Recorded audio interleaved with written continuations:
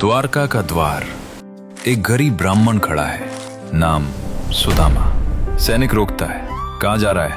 मैं कृष्ण का मित्र हूं। कृष्ण का दोस्त? अपनी हालत देखिए। सुदामा चुप हो जाता है, लेकिन ये वही सुदामा था जो कभी कृष्ण के साथ एक ही थाली में खाता था। गुरुकुल के दिन कृष्ण और सुदामा, दो शरीर एक आत्मा। एक दिन दोनों जंगल में लकड़ियां लेने गए। अचानक तेज बारिश शुरू हो जाती है। दोनों एक पेड़ पर चढ़ गए। सुदामा के पास चनों की पोटली थी। गुरु माता ने दोनों के लिए दी थी। भूख लगी थी और सुदामा ने वो चने अकेले खा लिए। सुदामा, क्या चबा रहे हो? कुछ नहीं, ठंड से दांत बज रहे हैं।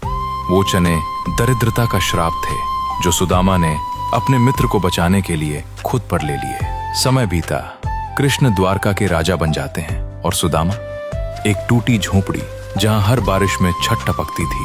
बच्चे भूख से रोते रोते सो जाते। घर में अनाज का एक दाना भी नहीं होता। पत्नी कहती है, तुम्हारा मित्र राजा है, जाओ उससे मिलाओ। सुदामा निकल पड़ते हैं, नंगे पैर, पथरीले रास्ते, कई दिन बिना खाए पिए, सिर्फ उम्मीद के सहारे।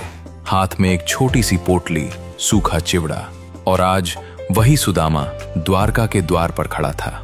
जैसे ही कृष्ण को खबर मिलती है, कृष्ण सिंहासन छोड़ देते हैं, नंगे पैर दौड़ पड़ते हैं और सुदामा को गले लगा लेते हैं। आंखों से आंसू रुकते ही नहीं, पूरा महल देखता रह जाता है। एक राजा अपने गरीब मित्र के चरण धो रहा है।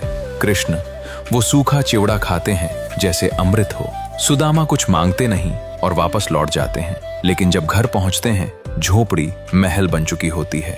सच्ची दोस्ती में मांगना नहीं पड़ता, क्योंकि जहां सच्चा प्रेम हो वहां भगवान खुद दे देते हैं।